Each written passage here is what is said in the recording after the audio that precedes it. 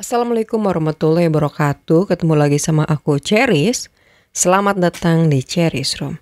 Nah teman-teman, kita lanjut baca buku filosofi teras, Filsafat Yunani Romawi Kuno untuk Mental Tangguh Masa Kini.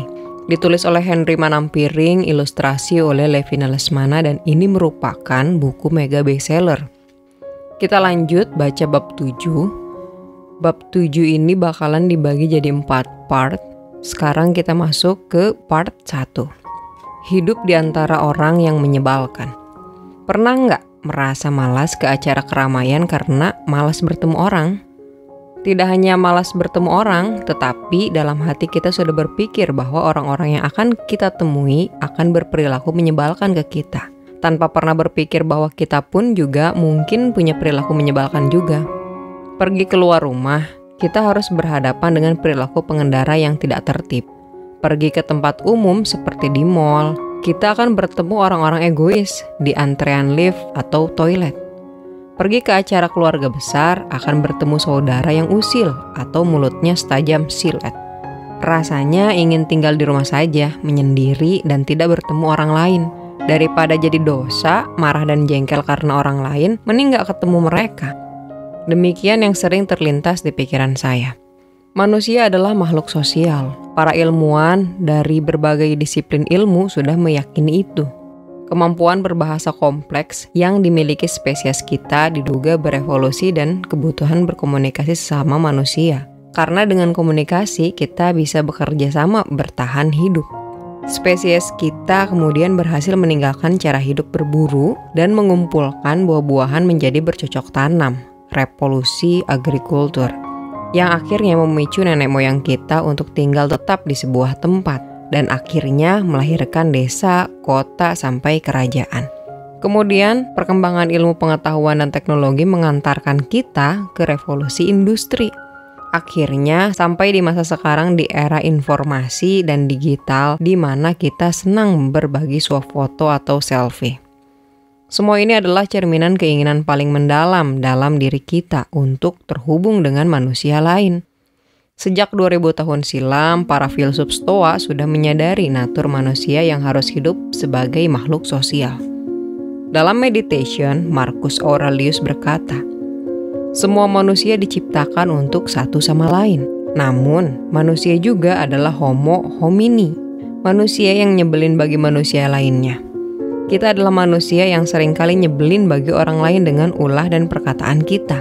Di buku saya sebelumnya, 7 kebiasaan orang yang nyebelin banget, penerbit buku Kompas, dibahas begitu banyak hal menyebalkan yang kita lakukan kepada satu sama lain, baik sengaja maupun tidak sengaja.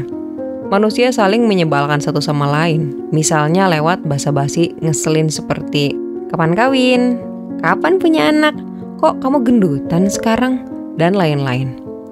Perilaku menyebalkan ini juga termasuk tindakan-tindakan kecil kita, seperti main HP di dalam bioskop, masuk lift tidak menunggu yang keluar terlebih dahulu, atau segala perilaku yang tertib di jalan raya. Lagi-lagi tidak ada yang banyak berubah sejak 2000 tahun silam. Kita sering dibuat sebal oleh orang lain.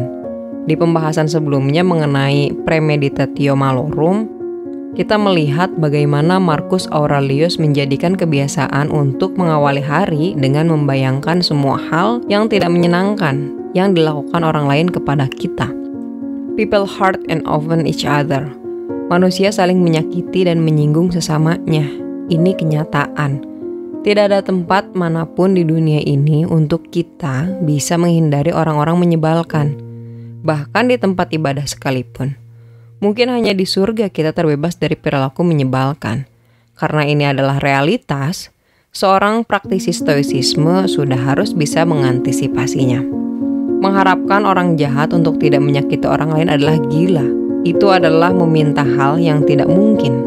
Arogan sekali jika kita bisa memaklumi orang jahat berbuat jahat kepada orang lain. Tetapi kita tidak terima jika terjadi pada kita. Itu kelakuan seorang tiran. Ujar Marcus Aurelius Meditation. Kalau dibahasakan ulang, ya wajar dong orang jahat menyakiti orang lain. Yang aneh itu kalau lo berharap sebaliknya. Lebih ngeselin lagi kalau lo berharap mendapat kekecualian. orang lain boleh disakiti kecuali lu. Bayangkan betapa seringnya kita membaca tentang perlakuan buruk orang ke orang lainnya. Kita seringkali mengelus dada dan berdecak, kok bisa ya? Cuma ya sebatas itu aja. Kita hanya merasa prihatin jika itu terjadi pada orang lain. Filosofi teras mengingatkan kita untuk selalu siap bahwa kita pun akan mendapatkan perlakuan buruk suatu saat dalam hidup kita.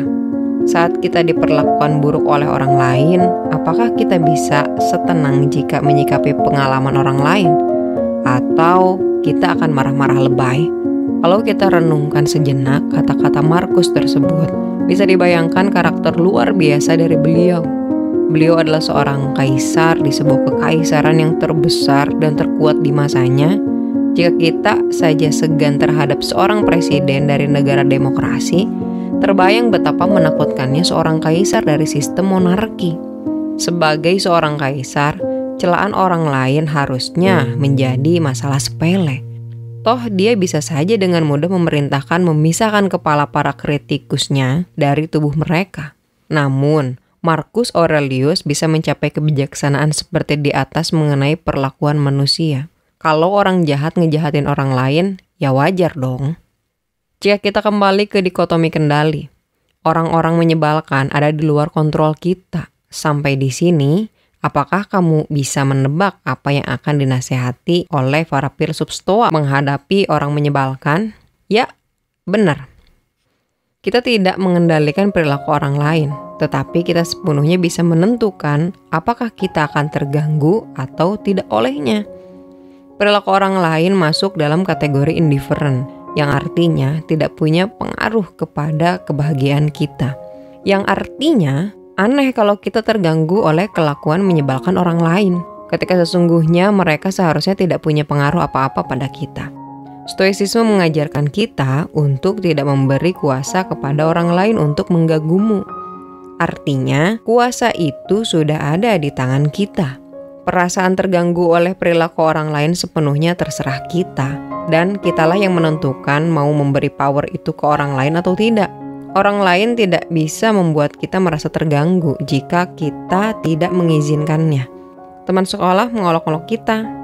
Kolega di kantor memiliki kebiasaan menyebalkan, atau bahkan orang tua kita sendiri rasanya sering memperlakukan kita tidak seperti yang kita harapkan.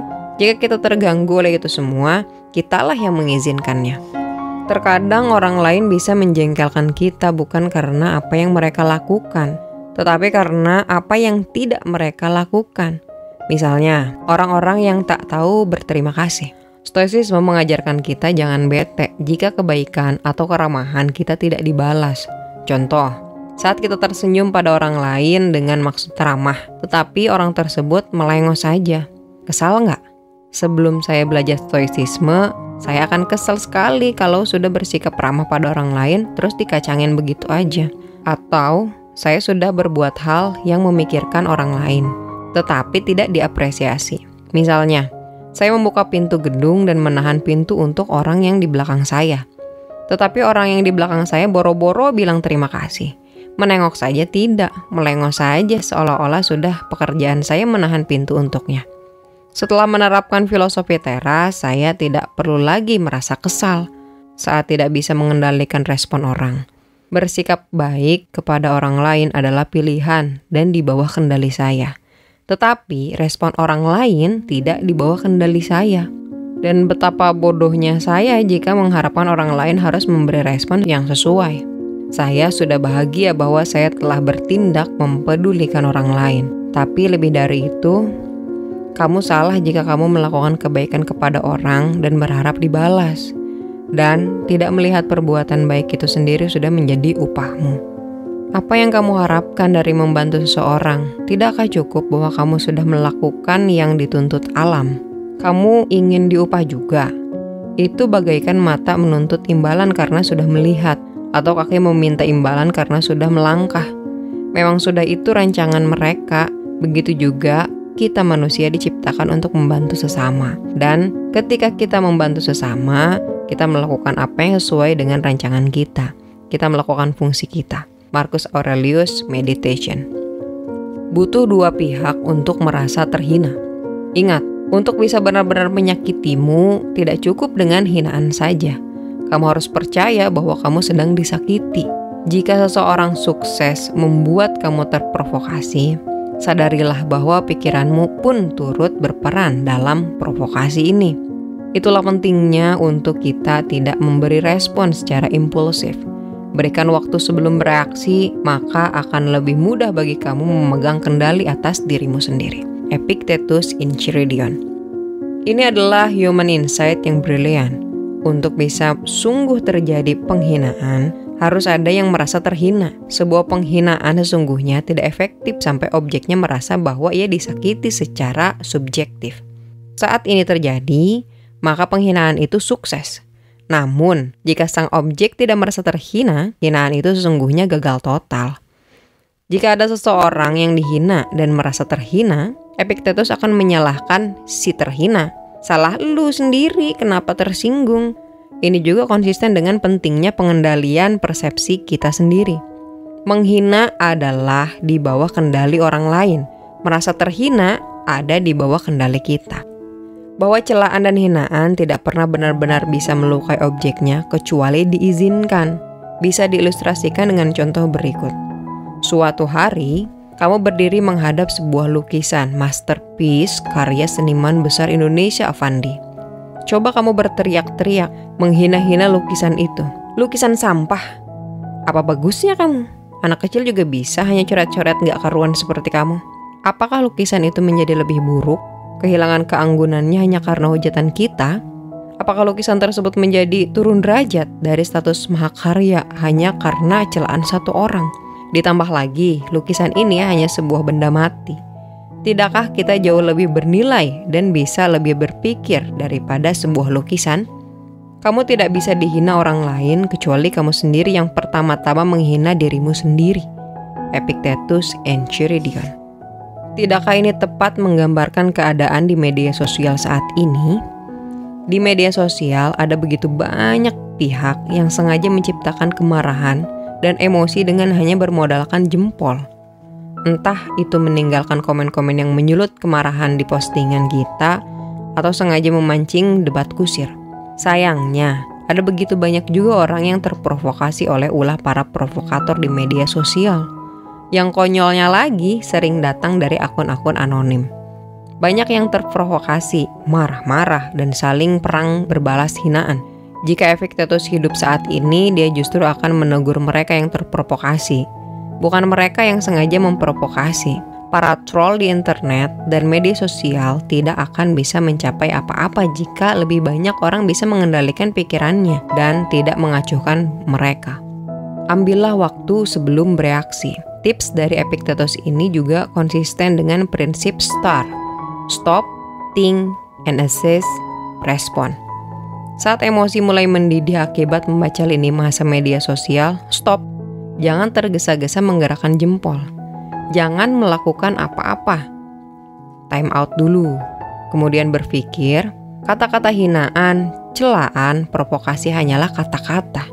Kata-kata tidak mengubah realitas. Sama halnya dengan ketika kita mencaci maki sebuah lukisan mahakarya. Nilai lukisan tersebut tidak akan berubah. Jika saya sampai merasa tersinggung dan terpancing, ini sepenuhnya salah saya. Lagi pula, dengan demikian tujuan si provokator justru tercapai. Namun, jika kita tidak terpancing, bahkan bisa menjawab dengan kepala dingin dan tidak emosional, ada hal positif yang bisa tercapai. Wawancara di akhir bab dengan Chani Irlani, seorang aktivis akan lebih memperjelas bagian ini. Untuk mereka yang menghina kita dengan sengaja, bagaimanakah kita bisa membalas dendam? Marcus Aurelius, seorang kaisar, memiliki jawaban yang singkat dan jelas. Sesungguhnya balas dendam yang terbaik adalah dengan tidak berubah menjadi seperti sang pelaku. Jika kita menerima hinaan dan kemudian kita pun berubah menjadi penghina yang emosional dan dikuasai kemarahan, yang menang adalah kemarahan dan kebencian, seperti film-film zombie. Jika si manusia normal digigit oleh zombie dan kemudian berubah menjadi zombie juga, sang zombie sudah menang.